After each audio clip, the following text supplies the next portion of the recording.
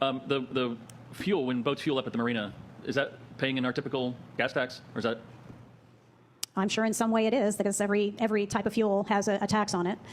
But again, the uses of that money, are restricted. Sure, but it opens that. I mean, this is very. I mean, obviously nitty gritty. We have a rubber hits the road kind of project here, but it brings up a lot of more global questions about how we fund things and what we're responsible for, and so it makes me think about that navigation and what responsibility do we have. And that would bring my last question is, what other projects have we done in the last 5-10 years? Because obviously this is getting a lot of attention, but I was trying to remember another project since I've been on that we had the same kind of scenario. Before you answer that, I would address the issue like with the gas tax, because people also say, well, because I pay more property tax because I'm on the water, which is true. A lot of that goes to schools and stuff. But if we take it from somewhere else, then how are you going to fund the programs that are currently going off of what we use the current funding for? So I get that they pay into that gas tax, but we already know that we don't have sufficient money within the Transportation Trust Fund. And I'm saying this more for the public because I get that question a lot, and I'd have to cut that program, And so there's I think it's valid arguments sometimes, but the reality is that we're trying to reduce our cost in our operating budget in our general fund. I don't see anybody, we're really trying to hold the line on that. And so those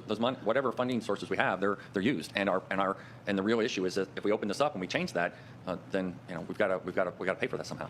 Oh, absolutely. And it's like, again, it is a bifurcation of you have the actual need today, and then all of that precedent-setting decision-making that we're thinking about doing, how that affects us tomorrow in 10 years. But to me, it's an interesting question of we're paying a tax on that, which traditionally goes to roads, and then do we think of this as a navigational way? And that's, we're thinking of a lot of it as a amenity for nice homes on the water. But if we're looking at it as a navigational way, then it just brings up a whole other way of looking at it. It would be a huge endeavor, and that would be a major change of policy. I'm not saying it's right or wrong. That would be a major change of policy that we would take on a maintenance responsibility. We have that in other areas. We have that just to the south, that the owners along that drive lost boat access with that. But we also have and I think we brought this to you in 2018. Other areas where people feel that we should take ownership responsibility, maintenance responsibility, and drainage waste too. And so these are both significant issues with significant cost impacts. Millions annually. That would be, we would need to put resources into that. Absolutely. And if you could